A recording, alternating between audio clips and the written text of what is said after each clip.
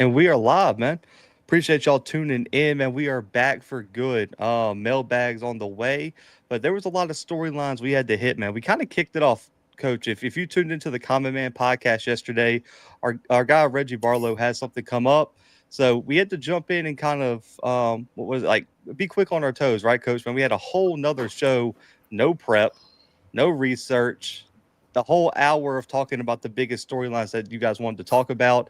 And we are back now with a little bit of a follow-up episode, man. We're here. That way we can answer more questions from the chat, break down further what was talked about yesterday, and also, too, what's been trending across social media over these past few days, man. But, Coach, spring practice is here. You guys had that first scrimmage. Been busy recruiting on top of that, too. Portal windows approaching. How we feeling, man? Hey, man, just trying to make it get to a point where, we get out of here healthy, farther along in what we are trying to accomplish, get back to championship status. So, going along pretty good so far. I like it, man. How many more days y'all got in spring practice? Well, when's the spring game? One more week.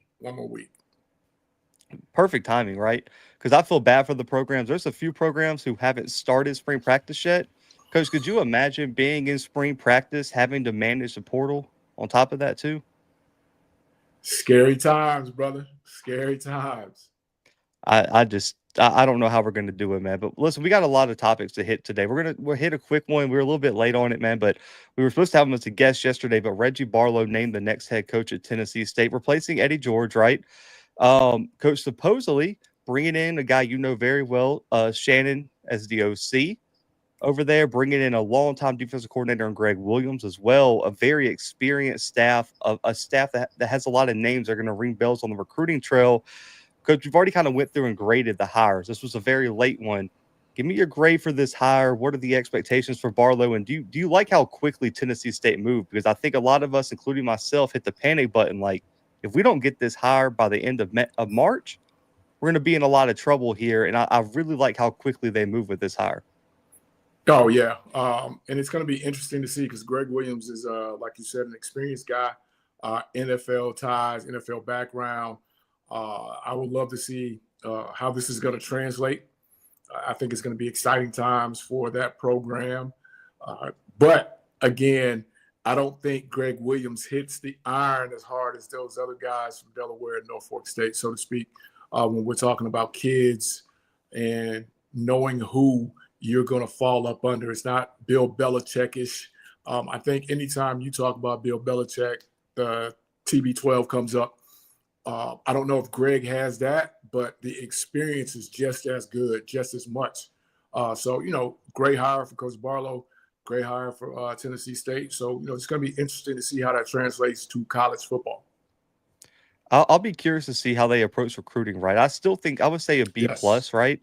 And I might even give them a little bit of a bump for how they navigated the landscape because, Coach, we saw a few teams that had coaching changes earlier in the cycle, which is, to be fair, earlier in the cycle, it should be easier to find coaches, right? Everybody's either in postseason play or also done with their season. Coach, they were tasked with having to go find a coach that could have been in the midst of spring practice, new at their school, just landed a coordinator gig. Like all these guys are either fresh in the spot or locked into their spot. You got to go for them to go get a coach from the UFL, which, if I'm not mistaken, starts their season on Saturday, was really big for them, right? And a guy who has HBCU experience, understands the culture, and understands what needs to be built at a program. And also, too, you go look at his record. He wasn't a bad coach at Alabama State. Right. I don't think you look back and say that every year, he was struggling to build a contender there. And I'll just be curious to see how they approach recruiting, though, Coach, because how do you balance? And I always ask new coaches this: how do you balance recruiting your roster that's in the portal in recruiting new guys to be brought in, right? What kind of stock do you place on that? Do you think the guys that were there were good enough, right? Do they fit your scheme? Do they fit what you want to build in terms of culture? And do you give them that second shot to come back? So if you're coach, if let's just say I hire you at, Zach University, right? And we got 30 kids in the portal. Do you go back, in your opinion, should you go back and evaluate all 30 of those kids and figure out which ones you should offer? Or do you just say, guys, if you want to come back, you're welcome, but we're going to move on here and your spot might not be here if you don't find what you're looking for out there? I think it's B. You don't know what caused the move because you weren't there. You don't know much about those kids. You got to find out if it was, previous staff, just not wanting to be there anymore. It's a lot of factors I think you got to figure in. And if you don't have a list or if you don't have guys that you're ready to bring in right now, you've got to at least check that temperature so that you can at least hit the ground running with someone who has familiarity with the program, with the lay of the land. I think it would be a case by case basis for me, right? I think you would have to evaluate them just to make sure they fit, but also too when you're talking about a situation like Tennessee State's in, you might take a flyer on a guy that, coach, if you aren't replacing 50 plus players that you might not have taken, right? Maybe you do bring a kid in that you're 50-50 on just because it's like, man, I don't know if we're going to have enough guys at this key spot, right? Whether it's depth or just experience at that position. So I think it's going to be interesting to see how they approach that, especially with the second portal window opening. Me and Timothy did a series this week on the audio version looking at the best transfer portal classes. It's very interesting to look across the FCS because, Coach, I think there's certain conferences that are way more active in the portal than others. The SWAC and Southland consistently are some of the most active teams in the transfer portal. And it's very interesting, right? Because you could look at it a variety of ways, right? Maybe they're, more accepting of the portal, those staffs or whatever, or those are the teams that need the players the most. Or you can look at it as like this, Coach, Alcorn's right down the road from Starkville, right down the road from Oxford. You have like all these schools are so jumbled in. When you look out west, those schools are much further away. You might have less connections to get some of those players, right? And so I think it's very interesting when you look at the different portal activity across conferences and how active the Big South WC is going to be. Because I'll say this, UT Martin ranked 4th in our rankings, and they're in that conference. They're a 4-time defending champion, Coach. Be very curious to see how Tennessee State builds this out to be competitive year one.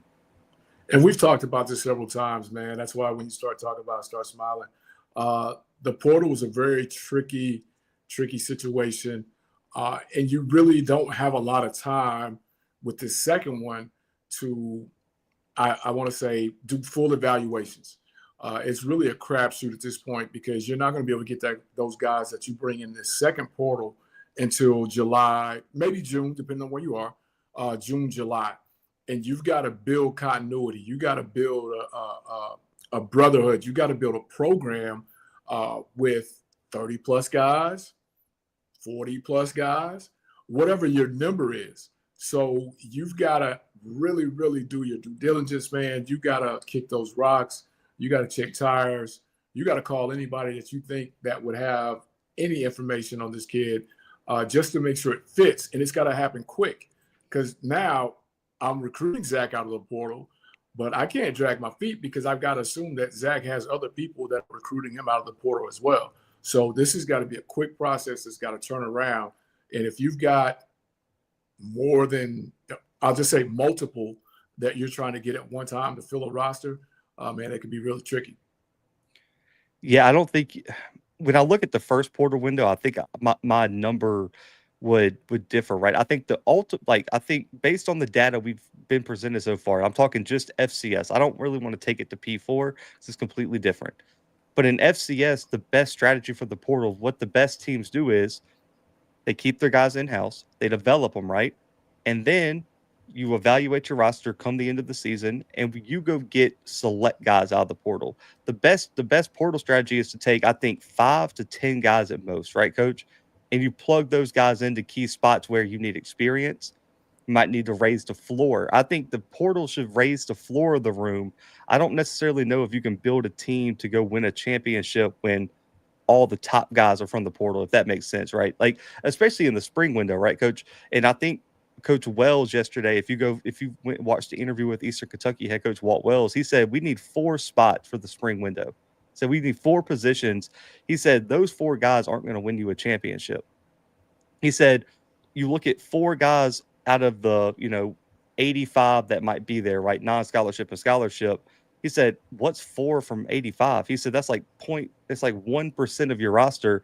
That 1% isn't going to be the foundation that wins you a conference title. It's going to be the other guys, and you just need those guys to plug in the holes to make sure the boat floats when we get to the season. Depends on what 1% that is, Well, I think outside of quarterback, right? Okay. Because and that's why I didn't want to take it to the P4, because you have a guy like a Cam Newton, right, who is a late addition for Auburn and goes and takes the team to a national championship. But I'll say this, I think those situations are rare compared to what you're going to get. Like, I don't think you're going to find a Lindsey Scott or a Cam Ward or a Shador Sanders or someone like, and let's just take it outside of those, an Eric Barrier, a Cole Kelly, a Jacobian Morgan, someone like that, a Felix Harper. You're not going to find those guys a lot of the time sitting there in the second window. Those are first window guys, in my opinion.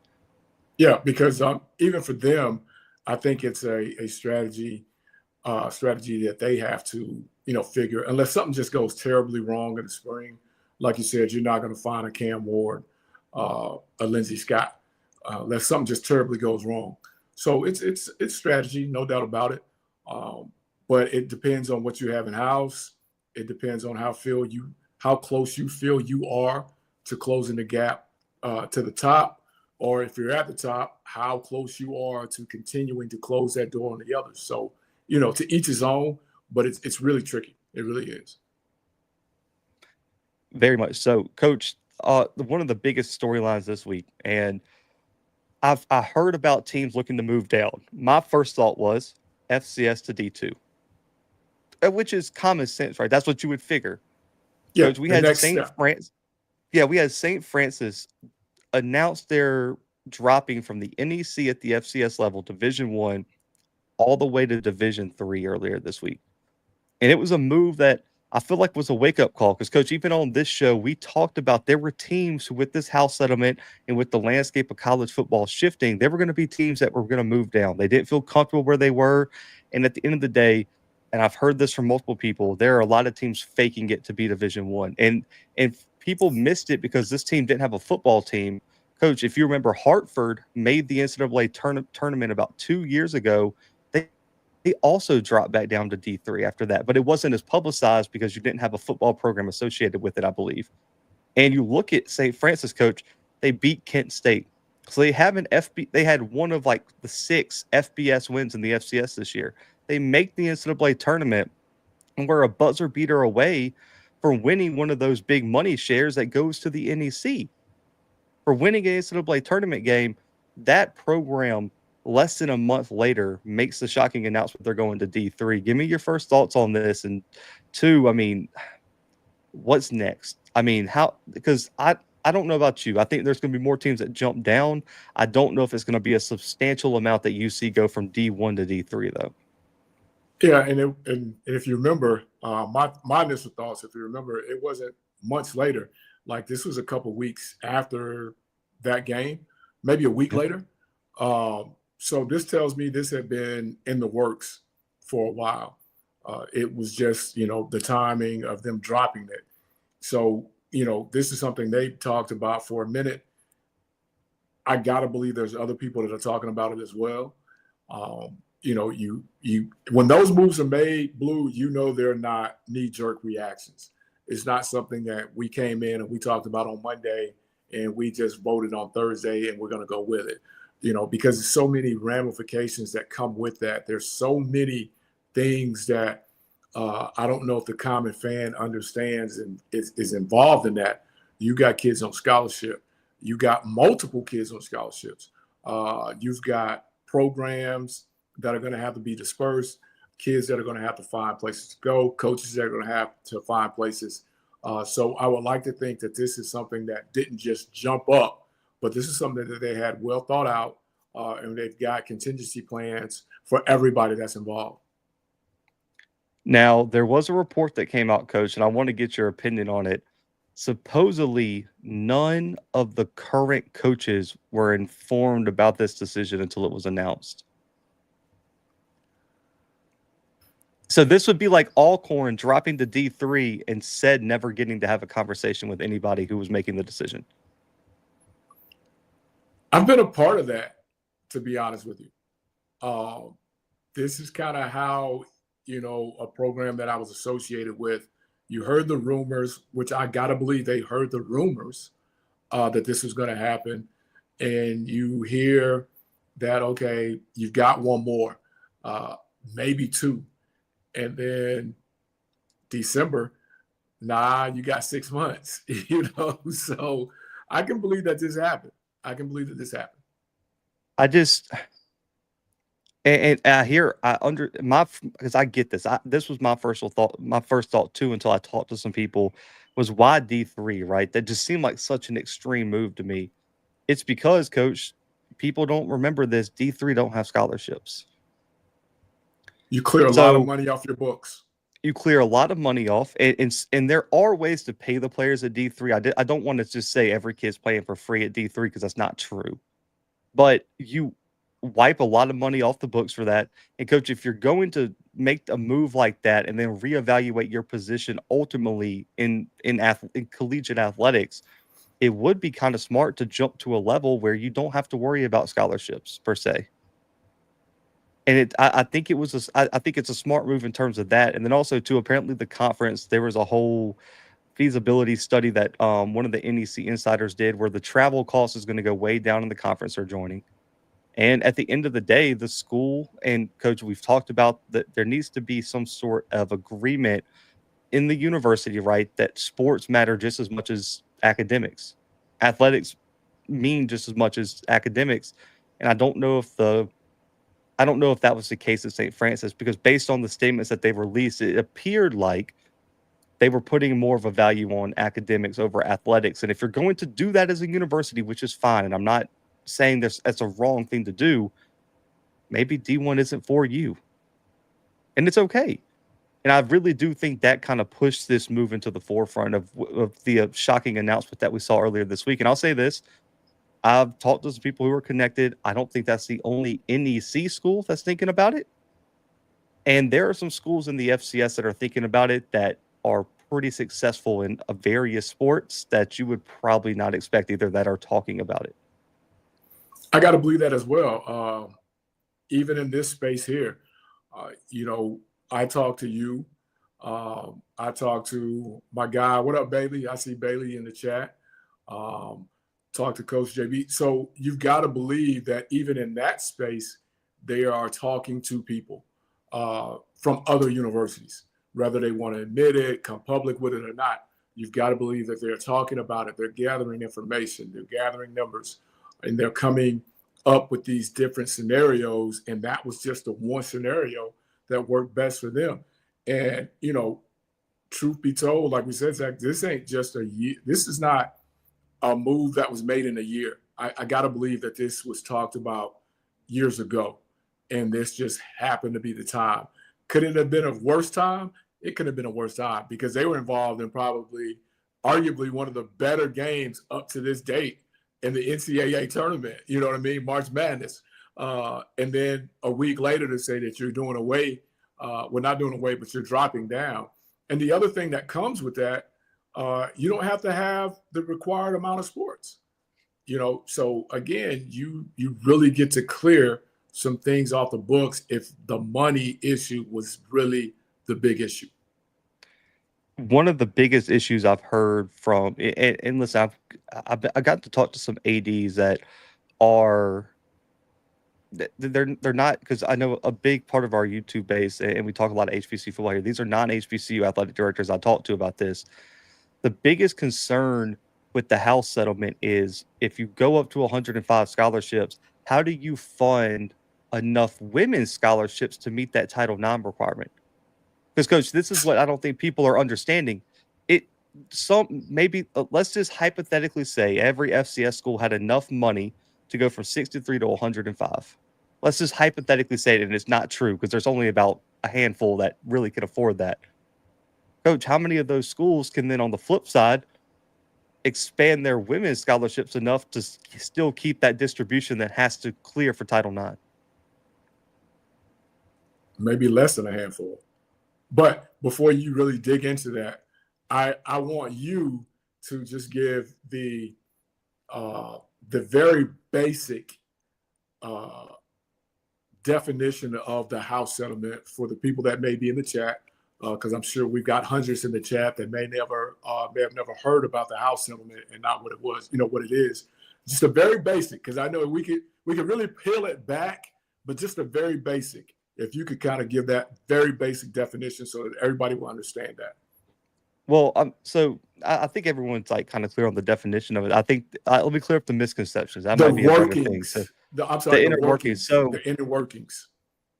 So with the house settlement, obviously we've already kind of went through on this show the amount of money that's got to be paid back per institution, and it's calculated, if I'm not mistaken, by conference. And the NCAA released that big spreadsheet, right? And also too, the house settlement has not officially been passed yet. So that's still in the works, but it's going to be, right, because the P4 people are going to push it through as they always do, and we know how this is going to work, right? And this is the biggest thing. Opting into the house, the only thing you get from it, right, is one, the opportunity to share revenue and do NIL deals directly with student athletes. That's what you get to do, right? And on top of that, too, you get the ability to spread your scholarships up to 105, right? That's the two things you get. This is the misconception, though. Opting out of the house settlement does not mean you don't have to pay towards the house settlement. Oh, you in? Yeah, you're in regardless. The only thing is you just don't get the benefits that come with opting into the house settlement. The sharing. Yeah, exactly. And also, too, you still, even if you opt in, your conference can set a limit on how many scholarships they allow in conference play to keep the fairness across the conference. We saw the SoCon and Big Sky do that today. And heck, Coach, we saw the SEC do it. The SEC has said 85 is the cap. And they are the big money guys. They're the big money guys. And obviously that's a 1 year kind of stopgap, right? Because the SEC's argument is, man, let's find out and see what happens, right? And let's not just spring this on our universities, which I think is a fair assessment, right? See how it works. So I don't think, and let me say this, two things can be right in a scenario. And I think this is the problem I'm seeing across social media is there's people saying that teams are making a mistake by not opting in or opting in. I think every university is a case by case. Every program's a case by case basis. There could be a program that makes the right decision by not opting in just because of the unknown, just because they have to get their stuff in order, and it's best for their university and the bottom line and their athletics program. Coach, the wait and see approach. The wait and see approach. In the same vein, a university can be correct by opting in because they feel like that they're versatile enough or have the funds or have the money and have a plan in place to capitalize on opting in. I think what we got to get out of the mindset of is that there's a right side and a wrong side in this. Every university is going to make the decision based on what's best for theirs. Coach, and Alcorn hasn't said anything, right? And the SWAC hasn't set a limit, so we're still kind of in limbo there. And I know there's been talks about the SWAC setting a limit or making a call whether or not to set a limit. At the end of the day, I think Alcorn's athletic director, president, I'm assuming they would come talk to the coaches. You guys are going to do what's best for you at the end of the day. And so I just think we got to hit the brakes a little bit because if the SEC is saying, hey, man, we might need to take a minute and wait a year for this, right? Should raise some antennas. I listen, I think there might be something to that. If the people who are pushing this are saying, man, we might want to wait and see how this impacts stuff, I don't know if I'm a low resource institution in the FCS that I'm going to be opting in just yet, Coach. And you're talking about the SEC, who has a close to $1 billion. Multi-billion-dollar, deal, whatever. Don't have enrollment issues at most of their universities. If they're saying, whoa, I think I Frederick University would, you know what? Let's wait and see. Let's take the wait and see approach, and we'll kind of go from there. And I think that's kind of where a lot of people have gotta really be real with themselves. As you said, take a look in the mirror. I can't live like the McKinnells if I'm not on the McKinnell budget. You know what I mean? So I may want to live like the McKinnells, but at the end of the day, I don't have the McKinnell money. So I got to kind of wait and see how the McKinnells move and operate and kind of go from there. I'll say this. Okay. And also, too, here is okay, so I also think people hear 63 scholarships, right, in the FCS. Coach, I don't think people necessarily understand. I do think this is an important conversation to have in front of everybody. The current formula for FCS teams is a 63 scholarship max that can be spread out over 85 players. Mm-hmm. So when people hear that 63 scholarship limit, they just think, Coach, there's 63 players on Alcorn's campus with the scholarship. That might not be the case. It could be the case, right? And maybe Alcorn does have 63 full scholarship guys. A lot of these programs have what, Coach? 40, 30 full-time guys. And then you spread out the other ones as partial scholarships up to 85 players. So there's probably 85 players on scholarship that equal out to 63 the equivalent of 63 full scholarships. Opting into the house settlement does not necessarily mean you have to fund 105 full scholarships. What it means is you can offer scholarships up to 105 equivalent. It's got to equal to or whatever. Yes. Yeah.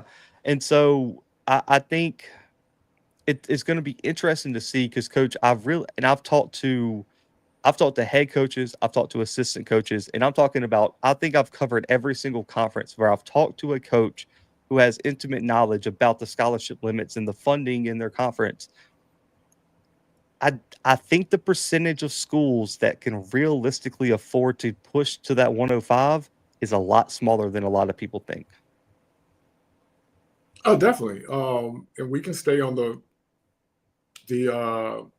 P4 level, and we can go through conference and pick out who can and who can't from each conference. I mean, let's just be honest about it.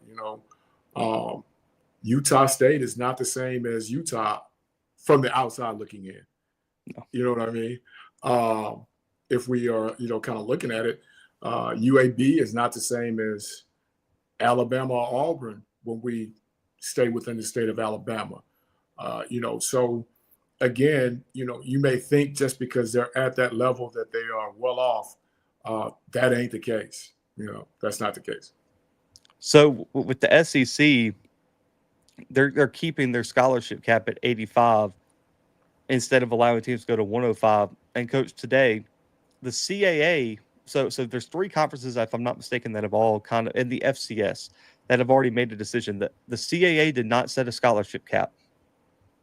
So, Coach, you could legit have a school in the CAA, which I don't know if there is one with Delaware and some of these schools leaving. I don't know if there is one. Maybe William and Mary, but here's the thing, Coach. William and Mary opted out.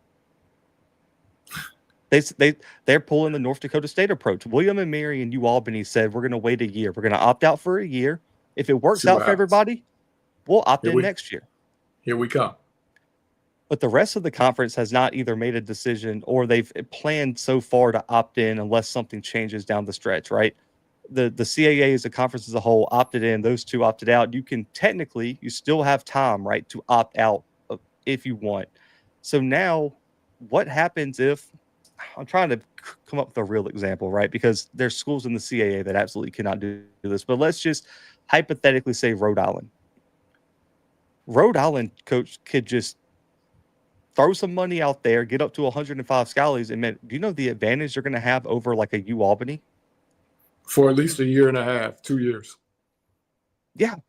And so that's where the conference, I think, comes in, right? Because, Coach, and I know people push back, and I know there were some question marks around these conferences setting scholarship limits. That's why, right? I would say you want to try to keep the competitive balance somewhat there. And also, too, as a conference, and I think people miss this a lot of the times because, banter and things like that. the conferences want what's best for their schools. It's not good for a conference for one of their schools to struggle while the other ones are thriving, right? So if I'm the CAA, man, it's a big risk I'm taking that because let's just say, 5 schools don't opt in, like A&T opts out, Townsend opts out, and Campbell opts out. Man, how far behind are those schools going to be? Yeah, because, and like you said, we'll stay SEC, Mr. Sankey.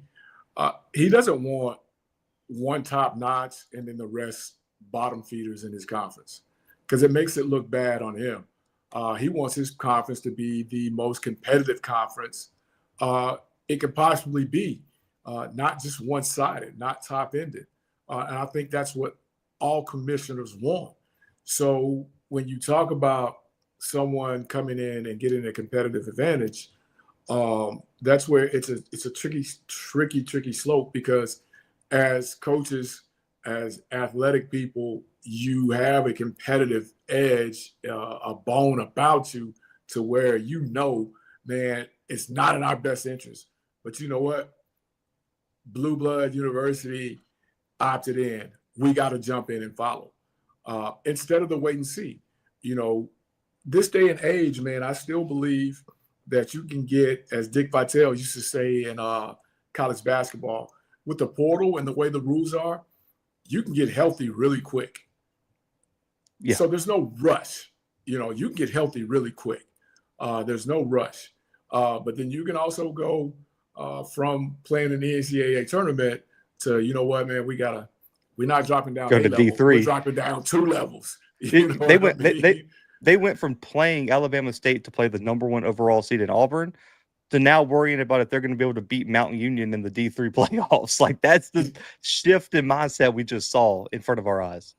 Yeah, you didn't just go from the 3rd floor to the 2nd floor. You went from the 3rd floor straight to the 1st. So, you've got to really have some real tough conversations.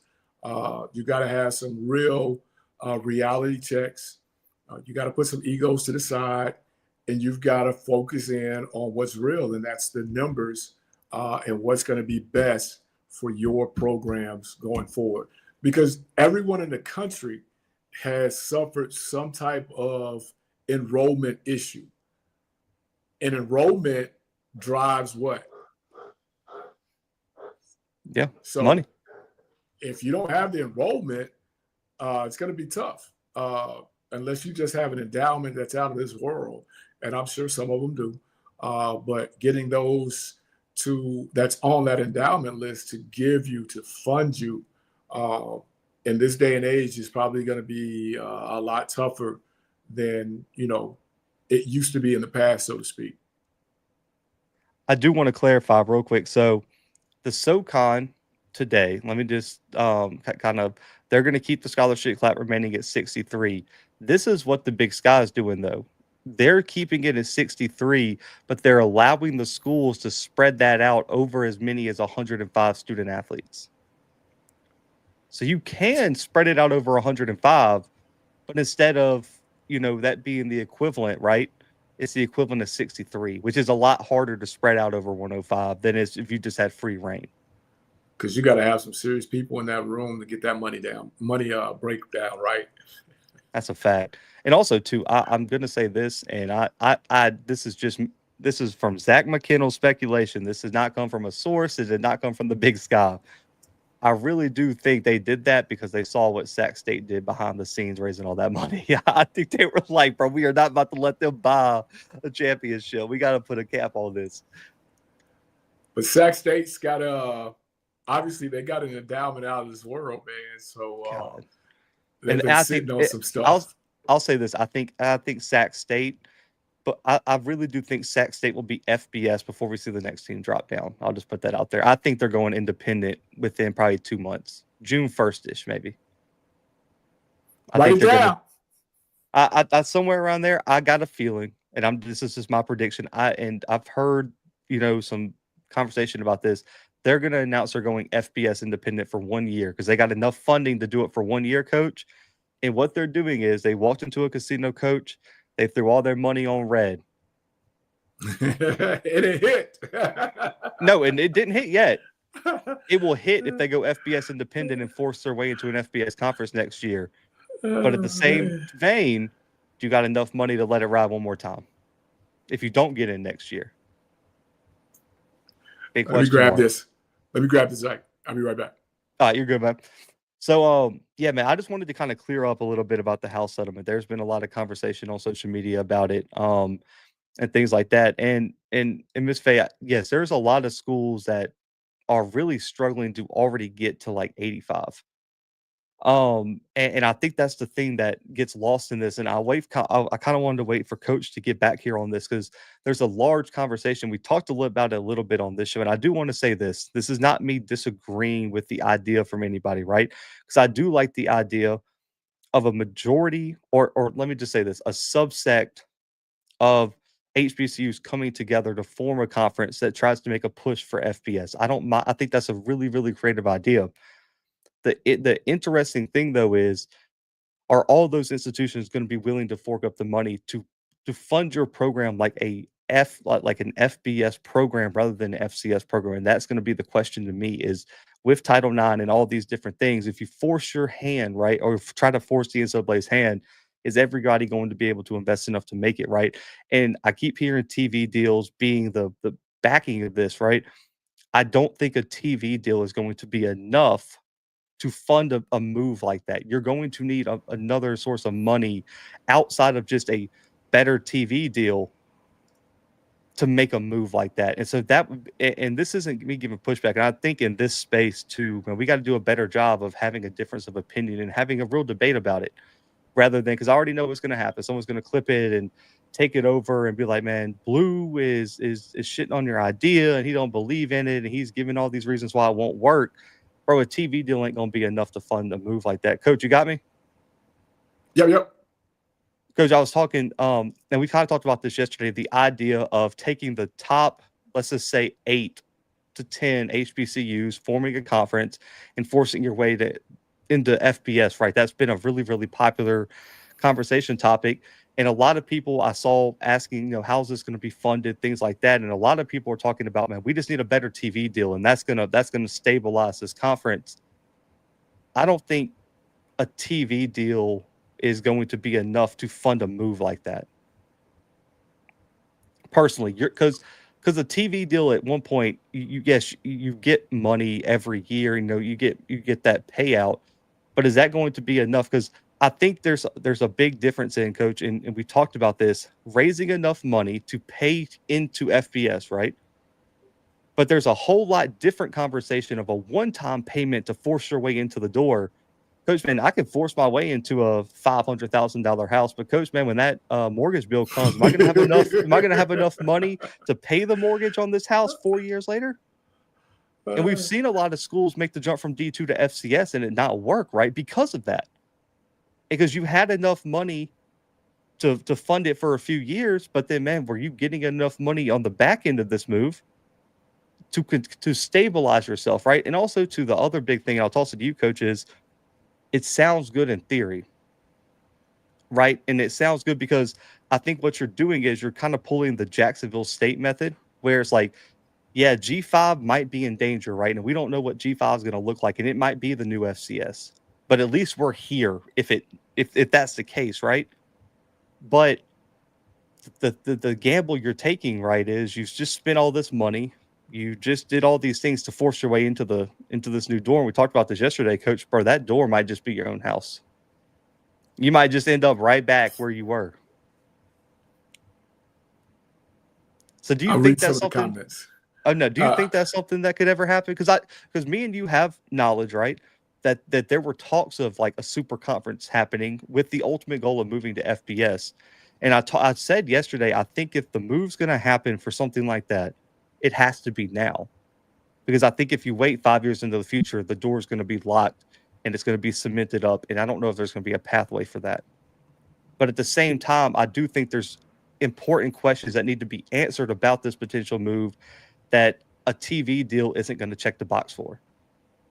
Oh, no doubt, because if you don't move now, as we've seen in the last couple of weeks, that pendulum is forever swinging. And it may swing way too far away from you. here in the next 2 months, let alone the next 2 years. Larry Holmes, the boxer, tells this story about when he first got his money, how everybody was like, hey, don't be out there trying to keep up with the Joneses. And he was like, nah, he went and built his own little community so that everybody around there would be keeping up with the Holmeses. Meaning, he wasn't moving or trying to move the way the SEC moves. He was moving to his own beat. And to me, and we've talked about it shows ago, I don't know if we can dig it up, clip it to a short or whatever. When you talk about the super conference thing, Blue, who goes and who doesn't?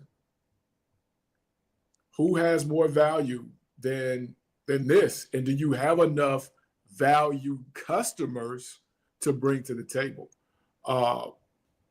I believe that I'm very valuable. Coach Fred is very valuable. But that doesn't mean if I show up at the University of Alabama, they're going to see the same value and say, you know what, we've got to hire you because we see the value in you. That's not guaranteed, even though I see the value in myself. And I think that's one of those things of where we've got to have a hard look in the mirror. And, schools have got to make, again, I said it a couple of minutes ago, they got to make tough decisions. And it may be a hard reality check for the overall base, but we ain't there yet. And your base has got to accept that. Now, I'm not saying any one person, but I'm just saying, for me, Coach Fred, I can take this resume and go to Alabama, Auburn, Florida State, Miami, who just won it, Ohio State, Texas, and say, hey, man, it's unlimited coaches. You need to hire me. That don't mean that they're going to hire me because I say, hey, you need to hire me. Well, why we need to hire you, coach? Because I bring X amount of this, X amount of that, X amount of this, X amount of that. And what you mean? I'm Coach Fred. Man, Steve Sarkisian going to be like, hey, man, we appreciate the time. We'll contact you. Don't contact us. You know what I mean? So, again, you've got to have that talk with yourself and be realistic. I mean, as real as you can to understand that, that SEC TV deal, we ain't reaching that. We ain't reaching that. We ain't reaching a third of that. You know what I mean? This is what we can get. This is what we can generate. Let's drive it to the max and then go from there. But again, it just has to be a reality check, and people got to understand the odds and ends of these type of deals. Again, like you just said, the basics of the house deal, opting in doesn't give me anything over the top that opting out won't. So, your people up top got to have a real understanding of what's going on with that.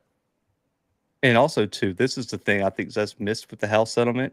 And I want to put it in perspective because, Coach, so let's just say, how many guys are y'all carrying on campus right now, if you don't mind me asking? Scholarship and non-scholarly. Like, how many guys are? How many? No, you can include non-scholarly guys too. How many guys are at Alcorn's practice each day?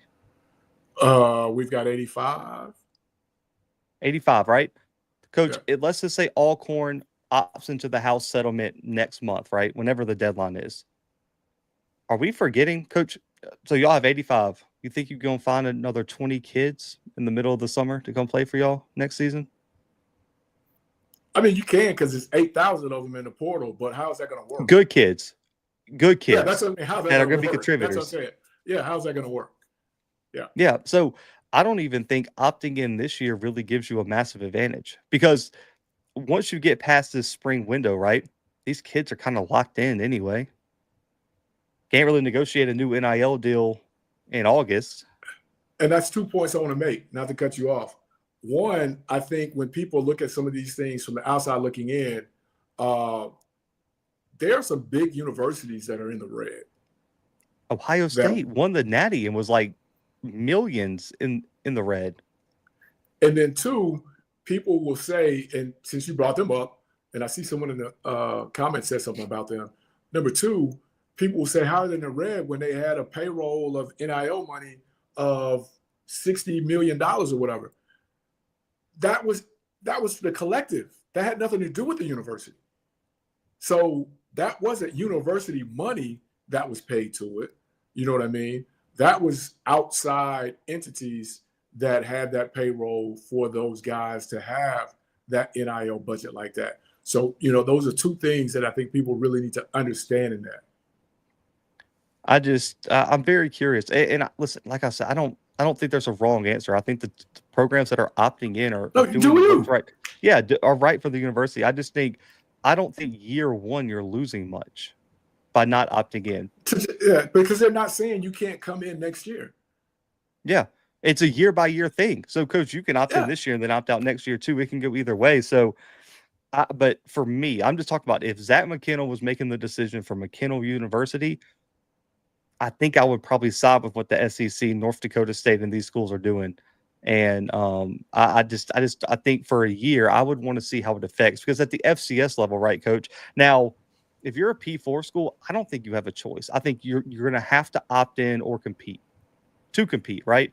If you're Ohio State, Alabama, Michigan, Wisconsin, Florida State, you got to opt in, or you're not even going to be in the same stratosphere of some of these top schools. But bro, if I'm Eastern Washington, how far am I falling behind by not opting in? Probably not much. And I just saw where, so we'll use a university of Ohio University. We'll use them instead. But then the thing that, I, the watcher, the thing that, people have got to understand is also you can't cut sports because you still have the Title IX issue that you have to deal with. So you can't cut from 20 to 15 and still be considered Division I or whatever. So, that's an issue in itself. And then you just wait, and here it's about to come. There's going to be something that's going to happen to where, okay, you've got 30 guys that have NIL money and you only have 5 girls that have NIL money. There's going to be some suits that are going to finally probably get that back into somewhat of control. Even though it's outside money, the universities are going to be forced to step in to curtail that. And then we're going to go back to the old days of where we have the old bad guys showing up, knocking on doors, leaving the leather bag there with thousands of dollars in there. And I had to watch a basic point. You could cut men's sports if you needed to. Yeah. And that's what like a school so if you opt in, I mean, you could cut a sport technically and offer those scholarships with football, but that's opening up a whole nother can of worms that this show isn't going to necessarily get into. That's a Dr. Cavill level question right there, and I'm sure he will talk about it at some point as this kind of evolves on. Coach, kind of tying this in, because I mean all our topics outside of Reggie Barlow kind of tied in together. The MEAC conversation on social media has been deafening, right? About, the reports of discontent among the schools, things like that. I want to offer some clarifying points. The first one being, if I had to put money on it, none of the schools are in any rush to make a move like that, if that's really true. And Coach, the MEAC, I want to say the TV deal is like 2026, 2027, somewhere in there is when the new one's supposed to start. That's where it gets a little iffy, because if the TV deal is not where it needs to be, that could be the final straw for a handful of universities. And I think that's the interesting point that was kind of missed in this whole discourse. There's only one school that I think would have the power to shift I would say shift the conference into disarray, and it's the only school. It's the school that has more options than any of them, and it's the school we all thinking of that has all the money and the brand recognition, all that. It's Howard. Jump, man. It's Howard, and I think really and truly, if you're trying to rank teams based on how many cards they hold in terms of the future of the MEAC, it's Howard. right? Because they're the school that I think has the most options right now. And also the school that if you ask those conferences on the East Coast what school they would take if they had first draft pick out of the MEAC, coach, it would be Howard. That brand. It's the brand. It's the brand, the money, the notoriety, the alums. It's Jordan's everything. attached to it now. Yeah. I get it. Mr. Moore, what I was saying with the NIL, the collectives are right. They're separate from the university. But what I'm saying is at some point in time here, just like with the kid from that left Florida that sued the coach, that sued the university for promised money that he didn't get, which is why he left Florida. And now they're still in litigation about that. That's going to become more widespread, in my opinion, because now when you look at it and you have Michigan's roster with $60 million to their football team, another 20 to their basketball team, and then their women's basketball team has a couple $100,000. I think that's going to bring about more red tape and more litigation to where the universities are going to be forced to put more stipulations on that. That's what I mean by that. Of course, Susie can't sue Bluebloods University because she feels like she's not getting the right NIL money compared to male athletes. She can't do that. She can, but I don't know if she'll win the case, just like the kid in Florida who sued the Coach Napier and also brought the university into the lawsuit. And if you remember, the university quickly got themselves away from that, said, hey, we ain't got nothing to do with this. And now those things are, to me, here in the next couple of years are going to be really regulated, or it's just going to be completely out of control, which it already is. More out of control is what I should say. Yeah, and I agree with Yard Talk in the chat. Howard would be the biggest brand in probably any conference they joined. Right? I don't think that's controversial or anything like that, because they had the leverage a few years ago. Like I really don't think people understand how close Howard was to leaving about 2 years ago. Who's bigger, Howard or Hampton? Howard for sure. Howard for sure. That's not. Listen, I love all the people who watch the show from Hampton, but listen, they might have beat Howard on the field, but bro, I mean, it's Howard in terms of brand recognition. I don't even know if it's a conversation, coach. Just ask. Like I mean, if you went to from California to the East Coast, if you went to 100,000 people, I would, if you showed them the two logos and you had to get people to tap on the one they recognized the most, 999, like it would be like one Howard, one Hampton love you accidentally ran into that would pick Hampton in that conversation, if I had to guess. I'm just asking. You see, you're just trying to get messy. You're trying to get me clipped. No, man. I'm just asking because crazy. on my show yesterday, the setup was crazy on that. No. I'm just asking. Truly, I didn't know that, but on my show yesterday, I said that even though they don't have the home attendance, so to speak, or the travel attendance, the travel party that comes with them, I said that Grambling was a bigger brand than Southern, because I think you can go to California and you can get, like you said, show the sign. And I think you would have people point more to that than you would to that.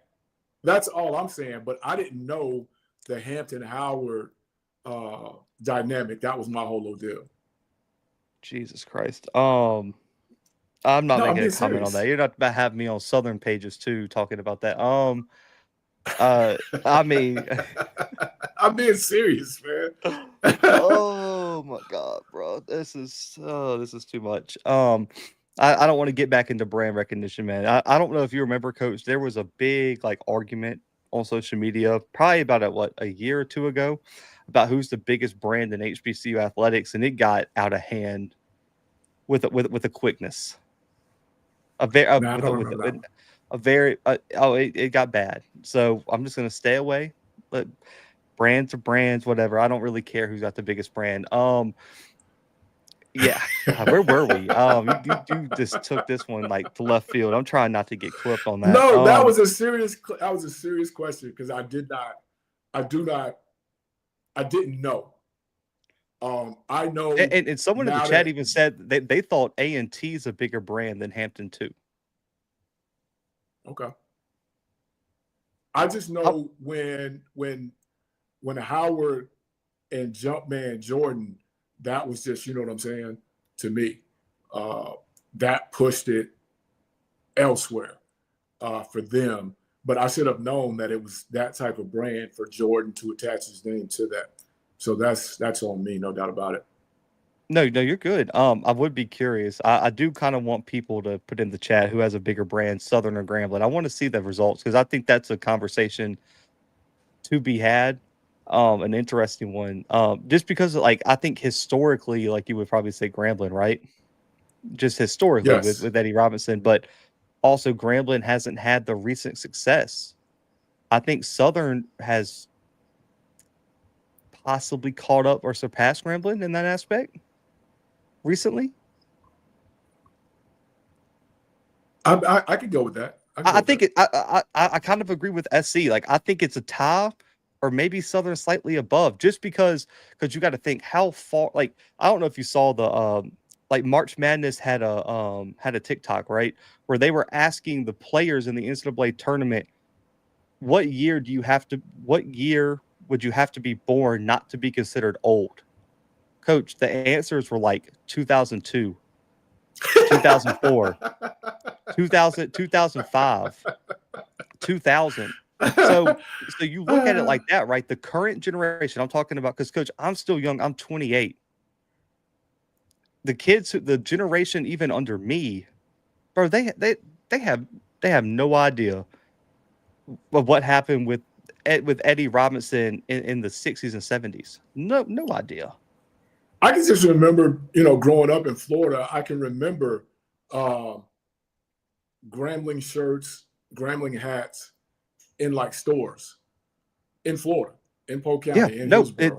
They were sold in like the G was like around in Mobile too. Like I'm with you on that. So I kind of agree with D here. I think when you talk about Southern versus Grambling in terms of brand recognition, I think it's based on age demographics. I think the older you go, the further Grambling pulls away, and then the younger you go, I think it gets a lot closer. I get it. That makes sense. And so that's why I would say I think it's like it's kind of like a spectrum, right? Like the older you go, the further away Grambling pulls. The younger you go, the closer they get, because you're also going to have a whole generation of kids. Coaches, if that G isn't color coded, you're going to get the Packers. You're going to get Georgia Bulldogs. Georgia, you're going to get Bishop Gorman. Like, I mean, you're going to get all these different answers. Like the G is used by everybody. The Southern logo is just used by Southern. So that's the thing too, right? Is you have that going with it as well. But I mean, to kind of shift back to the MEAC thing, I think what got lost in all this is I don't think this supposed trouble for the future of the MEAC thing is something that's going to happen this year. I would be stunned if anybody made a move this year, Coach. I think this is something where the seeds are being planted, the pressure is being put on the commissioner, the MEAC, Commissioner Sills, to make stuff shake. Or when we get down the road here, we're going to start listening to these other conferences, right? Because other conferences are reaching out to these schools in the MEAC because, Coach, fair or not, I want everyone to take their blinders off. Like, I don't care if you graduated from a MEAC school, you're a fan of a MEAC school, you're just a fan of HBCU football. Take all that out. Take all your biases out to the thing. If you're an AD or you're a president of the CAA or commissioner of the CAA, you want to expand, right? Man, you see Howard, they're in the 6-team conference. They got 8 teams, but 2 of them don't play football. You've picked from that conference before. You got 2 former teams. One of them is the arch rival of Howard. Man, I'm looking around. Coach, where are you looking to expand if you're you? Do you go target a stronger conference? Like the SoCon, where no one's really left for FBS in 10 years? Do you go target the Big South OVC, which doesn't really fit your thing, or do you look at the MEAC as a place where that's probably your best chance to land a team? You go there. For that game alone, keeping that, intact, I think the conference would really, really pursue them just because. Yeah, and I just think it's it's unfair as it is. I think until there's to the outside world, outside of the MEAC office, outside of the MEAC fan base, outside of the HBCU media space, the MEAC isn't looked at as a strong conference. It looks like they could be had, right, in terms of expansion. And there's confidence in other there's confidence in other conferences that they can go get these teams. And I'll tell you this, talking to a really good source in the CAA, they were stunned they didn't land Howard 2 years ago. Stunned. They thought that was done. That's crazy. Polk County, baby, Mulberry. And I will say this, for me, I would root for the MEAC, but I think this is and we talked a little bit about this yesterday, Coach, and then we'll take a few questions from the chat and then wrap this up. The MEAC was actually doing what they kind of needed to do to potentially expand, right? They had programs that were interested. The issue came is that the house settlement came down. Quick. All these fees came down. Like, it got real expensive to fund, to not just to, because, right, there's already expenses. Let's just go 10 years ago, Coach. There were already expenses associated with moving from D2 to D1, that you had to raise extra money, more scholarships, all this kind of stuff. Now, on top of that, too, Coach, you have all those same expenses, right? And I think they've probably gotten a little bit more expensive. Now you got the house settlement. Now you got the transfer portal. Now you got all these even more extra scholarships. Now you got TV deals you got to worry about. And all this stuff, man, it makes 0 sense for a D2 program to jump to FCS right now. If you're not ready. And so for the MEAC, you're looking, man, we were almost there, right? I think if the house settlement maybe comes 2 years later, the MEAC might be at 10 teams, right? Or 8 football playing 10 total. I just think for the MEAC, man, it was really just bad timing with everything that was shifting underneath them in terms of the landscape of college football.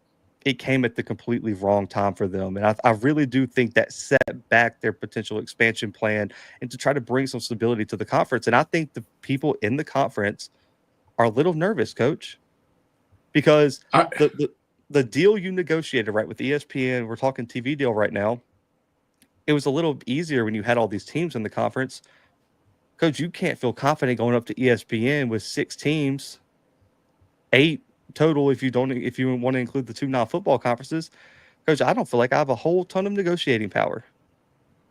Now, at that point, you're kind of, what can you give me? That's kind of where you're at that point.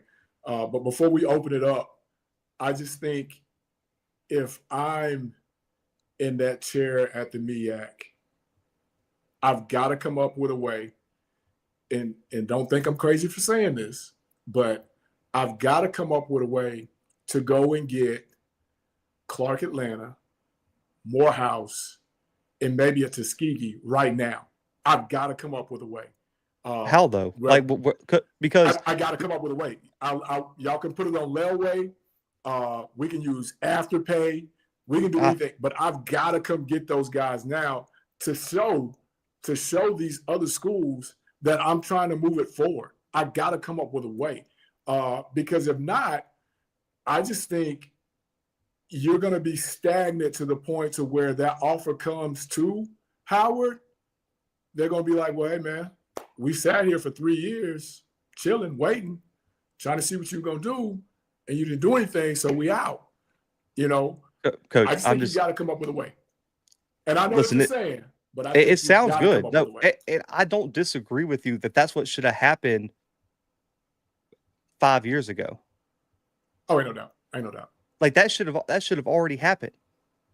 The problem is, we talked about this with the HBCU Super Conference. The door is concreted up. Like there's not a door anymore. It's just a wall. Coach, people you see in the movies, right? The main character goes and visits their hometown. It's like, man, I remember when this was this awesome restaurant, and now it's just a rundown. Like there's no one's there, bro. There's no one opening the door for expansion because, Coach, because I think, and this is what's missing in a lot of these debates in this space, right? We look at it from one point of view. We look at it from a Zach McKinnell and a Coach Leroy Frederick type of view, and we're looking at it from the MEAC's perspective, right? We got to be aggressive. We got to add these teams. They need to do this, this, and this. Bro, if I'm Tuskegee, why would I want to come? It's the allure of being Division I. It's not. Coach, if I'm Tuskegee, I'm looking at St. Francis, who's got more money than me, and they just said they're going to play D3, Coach. I get it. But if I'm Tuskegee, I'm also looking at the fact that I can go up the street, play Troy every year, and get at least 400,000. I don't think it's enough still. I really don't. I get it. Because also, too, here's the thing, because the 6 members in the MEAC also have to vote on it, too, right? If I'm Central and you're telling me our TV deal that's coming up to be negotiated isn't going to be that much, why would I want to split it with 4 other institutions who might not increase the odds of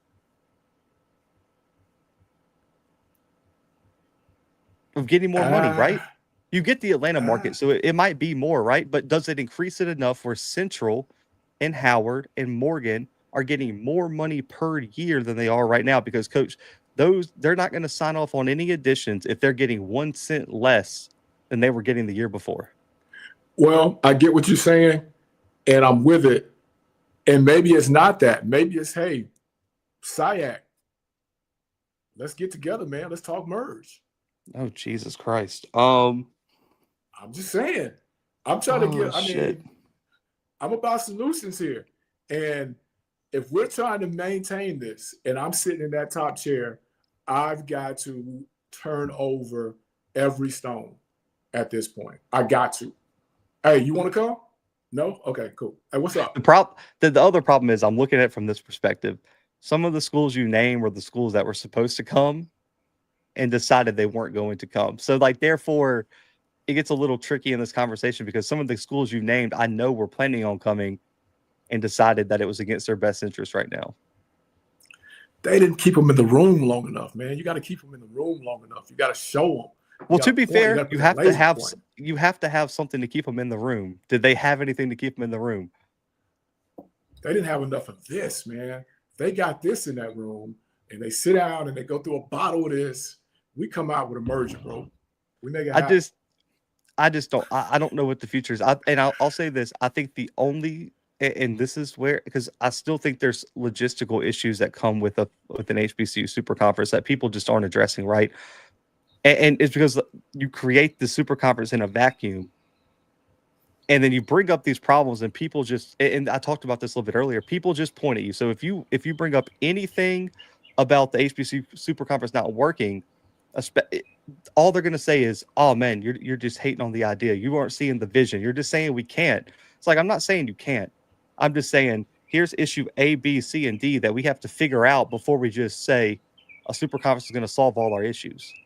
And it's more than let's just combine these conferences and bro, we're just going to go up there and tell ESPN what they're going to pay us.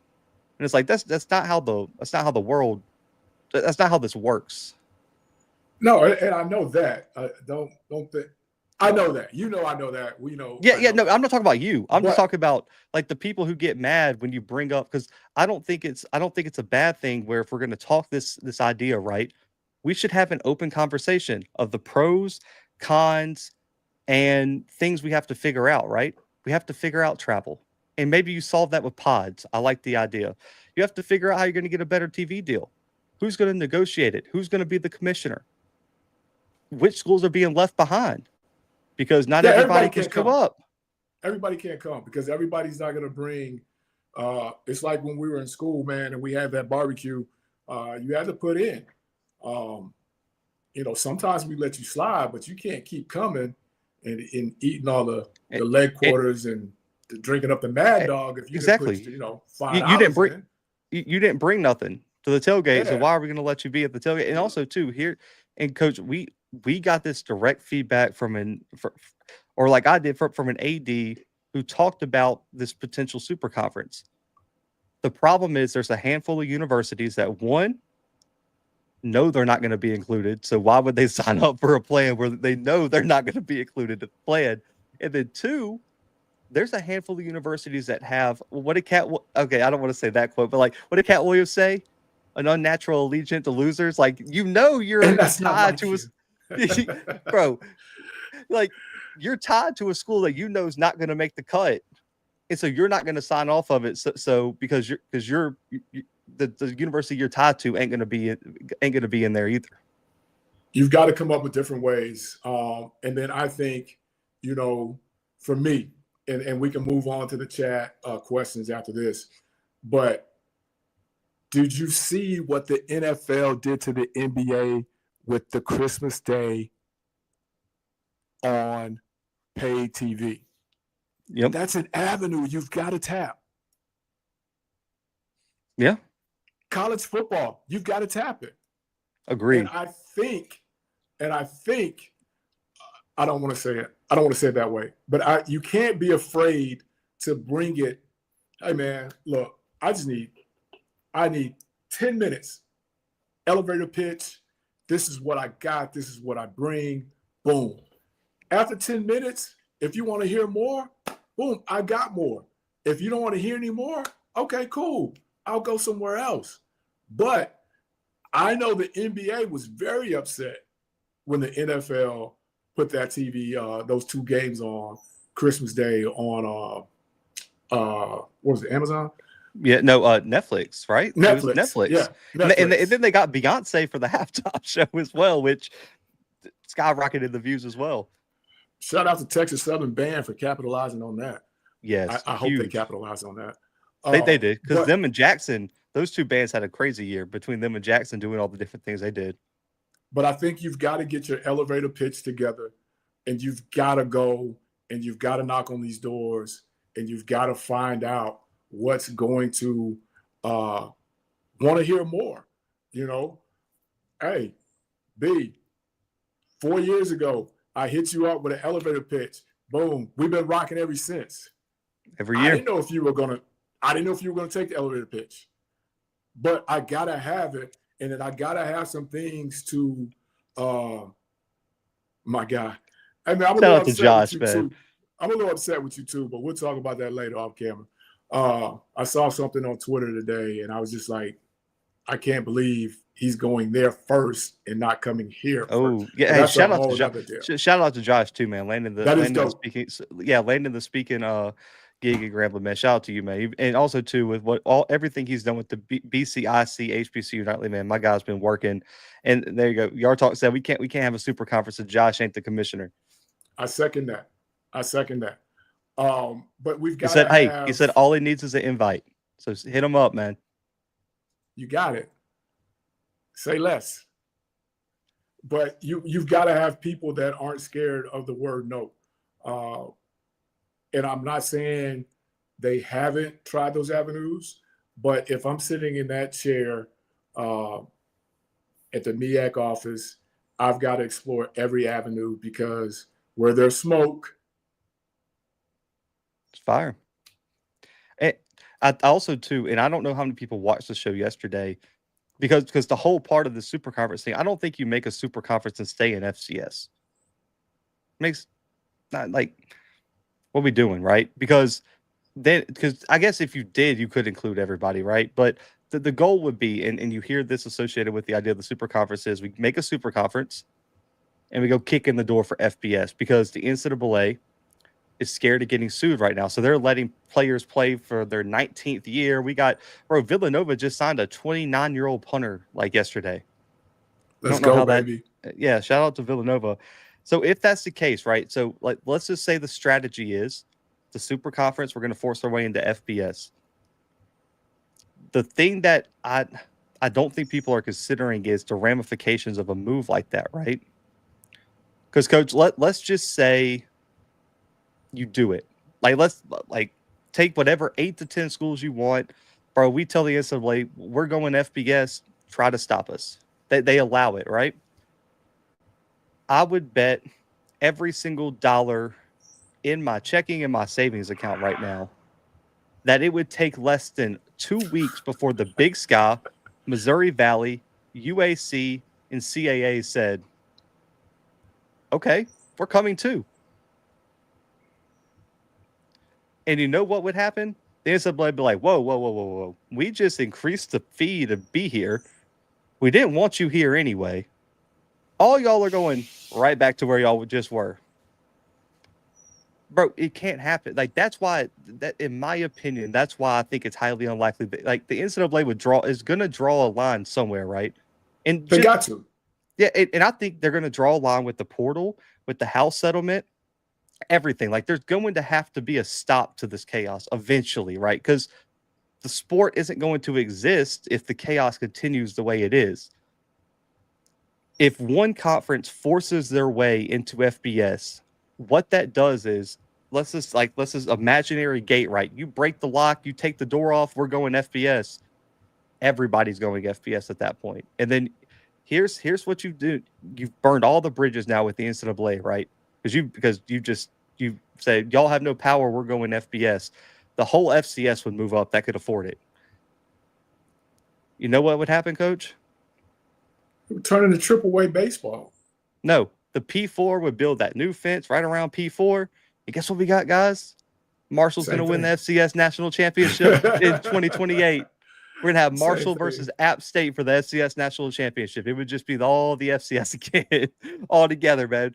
And then all the schools that didn't go through the gate, Coach, guess where they're going to be? They're going to be playing Ferris State for the D2 national title. Yeah, it's got to be a stop. And we said it yesterday. When you talk, portal, when you talk transfers, when you talk NIL, they've got to figure out, it's never going to go back in the tube, but they got to figure out how to close the tube where it's at right now, and move on and kind of go from there. So, you're right. At some point, I still feel like if they don't close the tube now, it's going to turn into AAA baseball. That's all. AAA, single A, double A. But I would be curious though, and I still think, like, let's remove the super conference idea and all these conferences jumping up. I still think there's going to be a realignment of Division I athletics. And here's what I'm saying. So here's the options, right? And this is just me kind of brainstorming how, like, projecting how this thing could work out. You would either have, so this would be Division I athletics, right? You would either have 3 subdivisions in Division I athletics, right? You would have the P4 with the college football playoff, the G5 with the G5 playoff, and I guess the NCAA G5 national championship, whatever they call that subdivision. And then you would have FCS with the FCS playoffs, FCS national championship. You would have 3 different playoffs and 3 different Division I subdivisions. The NCAA would sponsor the bottom 2. And then the college football playoff would be its own entity, like it is now, right? Because the NCAA has nothing to do with the college football playoff. It's in separate of the NCAA. Then you would have D2, D3, NAIA, JUCO, all the other stuff. The other option would be you have the top level, which is the FBS. And what would happen is the top G5 programs that could really fake it till they make it would make that jump. And so you would have FBS, Coach. And then what would happen to the bottom of the G5? Welcome to FCS, man. I'm glad y'all took a shot. Welcome back. And what would happen to the bottom of the FCS? They would go straight back to D2. And you would have those same 2 right back where it started, because at the end of the day, they're going to have to reorganize all this. And I do think, and me and Sam Herder have talked about this, I think when you look, so let's just take the top FBS program, right? It's Ohio State won the Natty. Let's just use them.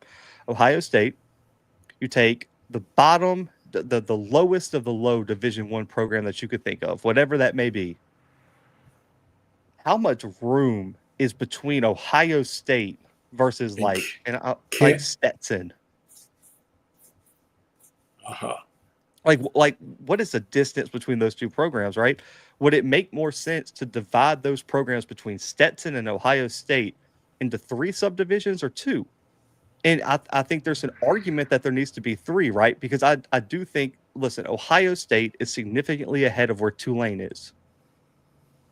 But at the same time, Tulane is significantly further ahead than where like a Stetson or a Wagner is. So maybe 3 subdivisions is the move here. And I see AJ, who would pay for these playoffs? Funny enough, everyone talks about FCS playoffs make no money and all this kind of stuff. Guess what? The NCAA don't care. You want to win a national championship? The G5's fighting for their playoffs. So a lot of those schools want to win a national championship, right? And also, too, eventually, the biggest thing that I think is going to determine all this, coaches, how generous is the P4 going to be with the college football playoff payout money? Not very, as you already see. They're Because already mad about the 12. At the end of the day, those P4 conferences, particularly the Big Ten and SEC, are tired of sharing that money with Tulane, with, I mean, who else? Sam Houston State, Jacksonville State, Kennesaw, East Carolina. Bro, why are we paying them for not being on our level? And so that money is going to dry up eventually. And I think that's what's going to trigger the G5 playoffs. And that's where you could have like a third subdivision. So I think the college football playoff money is kind of the X factor in all of this. So I think it's super interesting, man. And like, I think Whitley had a comment earlier. It was 10 years ago, man. I would have never thought me and you'd be talking about all these different scenarios about the future of this sport. For there is so much to figure out in terms of where some of these programs are going to be at the end of the day. I think there's a lot of uncertainty in the sport right now, man. I think there's a lot of universities that don't know exactly where they're going to wind up after all this, man. It's a conversation that needs to really be had. I agree. Long gone are the days of the BCS transferring and them telling you where you can't go and still having to sit out a year. Long gone are those days, you know. So miraculously, refrigerator shows up at your grandmother's house. Long gone are those days. So, you know, you don't miss what you had till it's gone. Man, we got about 10 minutes here, man. Y'all put y'all's questions in the chat, man. We'll do like a quick mailbag, Q&A type thing. Anything I want to talk about, man. College football, March, man. I don't care, man. We'll do like 9-10 minutes of questions. Man, Coach, I feel like we hit everything. I'm trying to think. Obviously our A&T, or I guess my A&T comment got clipped up about them doing what's best for the university. I still think that's the case, but who knows? Maybe I'm wrong. I will say this: I did look. USA Today always releases the highest revenues for the schools. Because you want to take a guess at which HBCU athletic program had the highest amount of revenue in 2024? Howard. They're private. I don't think they released theirs, if I'm not mistaken. A&T. A&T was second. Oh. It's a SWAC school. Fam. Southern. Oh. Southern had the most athletics revenue in 2024. A&T was second. And Southern, if I'm not mistaken, broke even. I won't say it was like the exact same. A&T was the highest HBCU revenue that also made a profit in 2024. Oh. Southern brought in like 18 point something million dollars in 2024. Something crazy. Like they were like $2 million higher than A&T, which was in second. Oh. Never would have thought that. Yeah, man, Southern bringing in the money. Coach, the watcher wants to know: are you guys going to allow online bidding for the auction at Alcorn for the jerseys? Yes. There is a link. I'll see if I can find that, and he can use the QR code as I'm kind of going through. Looking forward. Yeah, definitely put that link in the chat. I think there's a few people who want it. Someone asked, how does South Carolina State do? I'm just trying to, there's like 200 something schools, so I got to look for a second. Coach, you know what's crazy? You know who was third in HBCU football? Delaware State. For what? They broke even. They brought in $16.2 million of athletic revenue in 2024. Don't know from what, but they did. Now I would have lost money on that one. Ain't no doubt about that one. South Carolina State was 204th nationally, with 13.2 million, and they actually, Coach, this is actually kind of crazy. South Carolina State had like a $5 million difference between revenue and expenses. Like they made a profit of like $5 million. Damn. I mean, dang, that's crazy.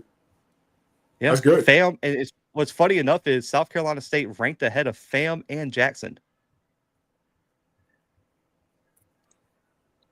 And that this year in 2024 included FAM Celebration Bowl run. Who knew? Hey, shout out to them. Yeah, the lowest Division I budget is a school that didn't have football. It was New Orleans University. Crazy. And then obviously, wow. Coach, and then the bottom, the next highest, Valley was the lowest football playing conference. They broke even about $4 million of revenue coming in. So extremely interesting. I wonder where. You know, I wasn't going to say where Alcorn was. You would have been disappointed. Nah, I know. I work here. Yeah.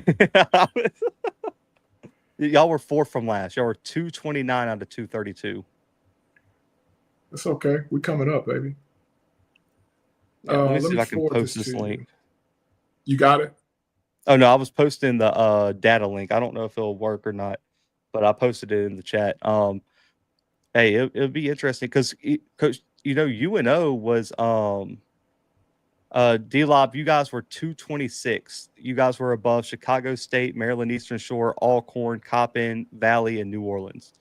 What's like super interesting is I just don't think people I don't know. I don't necessarily know if people understand like how to break down revenue and stuff like that, but I think I don't know. We'll just leave it like that. Let me try to get this link for you. It was the last one I just sent you. Yep, I got it. I'm posting it in the chat now.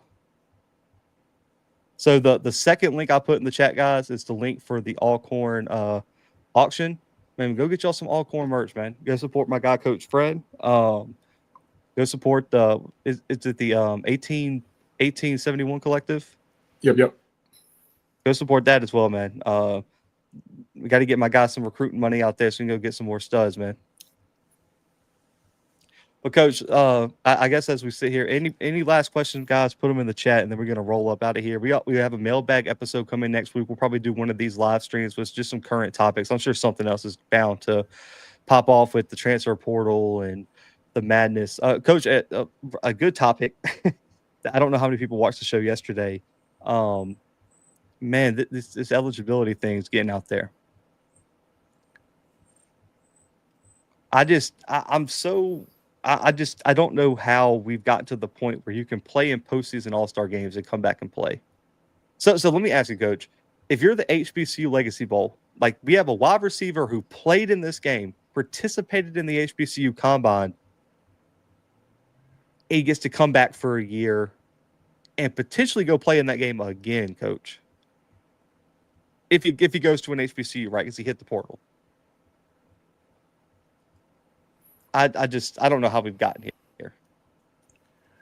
I don't know how that even works because I'm sure every kid that was at that game had some type of agent working in their favor, which is supposed to be illegal. So I don't know how you got that waiver. Kudos to him for getting it. But he was a JUCO guy, if I'm not mistaken. But it goes back to, like we said yesterday, I think at this point, the NCAA is just stamping approve. They're not even reading it anymore. There's, approve. And I think that's just kind of where we're going to get in trouble at. Yeah, no kidding.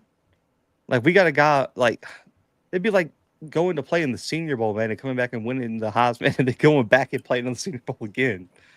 Like, yeah. I don't get how we got there. SC, North Dakota State was 117th in the nation. They had a revenue of $29.2 million, ranked near the top of the FCS. Like the funny part is North Dakota State's revenue coach ranked ahead of Ball State, Louisiana Tech, Southern Miss, Wow. Bowling Green. I mean, it keeps Wow. going. There are multiple like FBS programs. Northern Illinois ranked behind them. Sam Houston State, Jacksonville State, Louisiana Monroe. A few Northern different Illinois programs. beat Ohio State, didn't they? No, they beat Notre Dame. Notre Dame, yeah. Uh, So yeah, North Dakota State was like in the top 120 of all universities in terms of athletics revenue in 2024. And the funny part is North Dakota State, I believe, is the least subsidized program in FCS as well. So which is just kind of crazy to think about. That oil and farm money is different up there. I don't doubt. It's a problem. But man, guys, we gonna run. We appreciate y'all tuning in, man. We hope we cleared up all these different topics, man. What everyone was thinking. Listen, there's a bunch of shows going live tonight, man. Y'all should check out and make sure to go support our guys over at First and Goal, man. I love what they're doing, man. But between Scotty, Josh, Zoe, BJ, man, that some of the best minds in this HBCU space, talking ball and things like that. MD with my guy Banks and Dave's going live tonight as well. Man, so make sure to go support all the platforms that are out there. But man, for Coach Leroy Frederick, for myself, for the Blue Bloods, FCS Football Central on SI, we are out for right now.